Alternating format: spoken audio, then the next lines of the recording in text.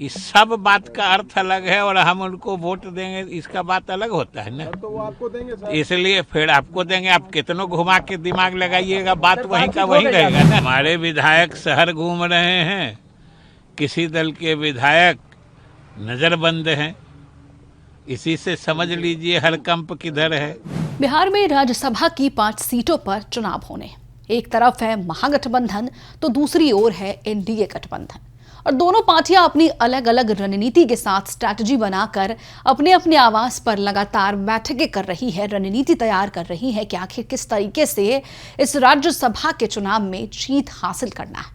लेकिन इस वक्त की बड़ी खबर सामने आ रही है नेता प्रतिपक्ष तेजस्वी यादव और एआईएमआईएम के लिए, जहां एक तरफ जहां तेजस्वी यादव का बड़ा पोस्टर लगाया गया है पटना के बीचों बीच एआईएमआईएम कार्यालय के बाहर, जिस पर इफ्तार पार्टी का न्योता भेजा गया है, साथ ही काफी तारीफों के पुल भी बांधे गए हैं, तो दूसरी ओर मंत्री विजय कुमार चौधरी ने साफ साफ इशारा कर दिया है कि एआईएमआईएम भले ही तेजस्वी यादव के पोस्टर लगाकर पटना में ये ढिंडोरा पीट ले, लेकिन समर्थन वो एनडीए का ही कर रहे हैं। और इस बयान से इस वक्त बिहार की सियासत गरमाई हुई। हम आपको सब कुछ बताएंगे विस्तार से और मंत्री विजय कुमार चौधरी का बयान भी सुनाएंगे इस रिपोर्ट में। नमस्कार, मैं हूं शालिनी सिंह और आप देख रहे हैं दर्श न्यूज। बिहार विधानसभा चुनाव के बाद इस वक्त राज्यसभा चुनाव को लेकर बिहार की सियासत गरमाई हुई। एक तरफ नेता प्रतिपक्ष तेजस्वी यादव ये दावा कर रहे हैं कि इस बार हर हाल में जीत हमारी ही होगी, तो दूसरी ओर तमाम एनडीए पक्ष के नेता बैठक से निकलने के बाद ये कहते नजर आए कि चाहे तेजस्वी यादव कितने भी डींगे मार ले, लेकिन जैसा हाल उनका विधानसभा चुनाव में हुआ वही हाल उनका राज्यसभा चुनाव में होने जा रहा है।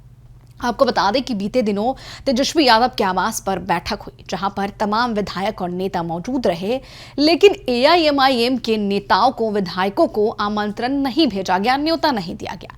जिसके बाद आपको बता दें कि अख्तरुल ईमान काफी नाराज देखे गए, गुस्से में भी थे, लेकिन उन्होंने दूसरी तरफ ये भी कहा कि हमारी बातें हुई थी दिल्ली में तेजस्वी यादव से। उन्होंने कहा था कि हम इस पर चर्चा करेंगे कि कौन पार्टी किसके लिए समर्थन देगा राज्यसभा चुनाव को। उस दौरान भी अख्तरुल ईमान ने तेजस्वी यादव से साफ साफ कहा था कि हमारी पार्टी की तरफ से कोई भी राज्यसभा की सीट पर नहीं बैठा है, राज्यसभा सांसद नहीं बना है, तो इस बार आप हमारी पार्टी को समर्थन दे दीजिए, अगली बार अभी भी 5 साल है, हम आपकी पार्टी को समर्थन कर देंगे। फिर क्या था, तेजस्वी यादव नहीं माने, उनके बीच सहमति नहीं बन पाई, जिसके बाद तेजस्वी यादव के आवास पर हुई बैठक में तेजस्वी यादव ने अख्तरुल ईमान को निमंत्रण नहीं दिया। उसके बाद जिस तरीके से उसके बाद तेजस्वी यादव ने अख्तरुल ईमान को अपने आवास पर बुलाया, उन दोनों के बीच बातचीत हुई, जिसके बाद निकलते ही अख्तरुल ईमान ये कहते नजर आए, अब हम दोनों के बीच तमाम चीजें ठीक हो गई है, अब हम दोनों साथ हैं। लेकिन अब विजय कुमार चौधरी ये दावा कर रहे हैं कि भले ही अख्तरुल ईमान ने ये कहा है कि हम दोनों के बीच सब ठीक है, लेकिन उन्होंने ये तो नहीं कहा है कि वो तेजस्वी यादव का समर्थन कर रहे हैं, वो तेजस्वी यादव को वोट देंगे राज्यसभा चुनाव के लिए। इससे ही अब बिहार की सियासत गरमा गई, जहां एक तरफ तेजस्वी यादव के पोस्टर लगे हैं एआईएमआईएम कार्यालय के बाहर, इफ्तार पार्टी का न्योता दिया जा रहा है, तो दूसरी ओर मंत्री विजय कुमार चौधरी ने क्या कुछ कह दिया है, पूरा बयान सुनिए। साइड में है तो देखिए क्या कहेंगे, क्या किस चीज की? एनडीए के जो 5 राज्यसभा की सीट है उसको लेकर के 5वीं सीट पर संशय बना हुआ है कि एनडीए कैसे जीतेगी, जिसको लेकर के लगातार आप लोग मीटिंग कर रहे हैं। ये बातें किसको संदेह बना हुआ? किसको संदेह? आप लोगों को संदेह? हम लोग को संदेह है।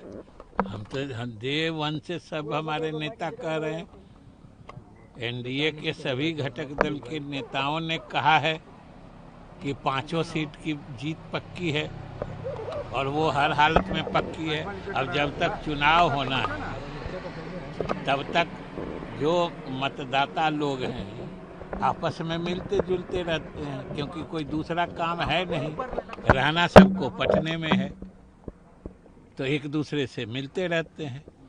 इससे वोट के गणित पर कोई असर नहीं पड़ रहा है। और ये मेरी समझ से विपक्ष के नेतागण भी समझ गए हैं कि इस चुनाव में उनकी किसी की कोई दाल नहीं गली, वो सब समझते हैं।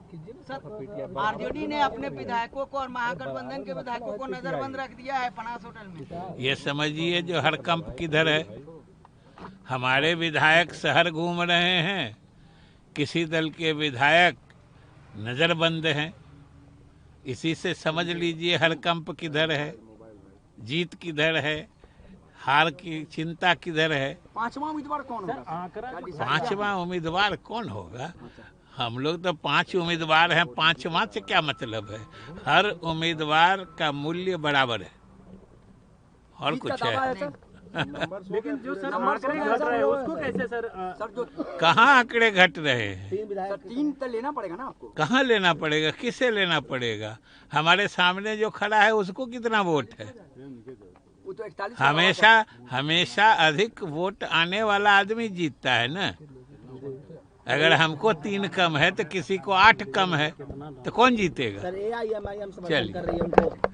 AIMI समर्थन कर रही है, एक तो हमने नहीं सुना है, ये आप समाचार दे रहे हैं। कौन आपको कहा है बताइए तो? उनके प्रदेश अध्यक्ष बोल रहे हैं समर्थन बोले हैं वो?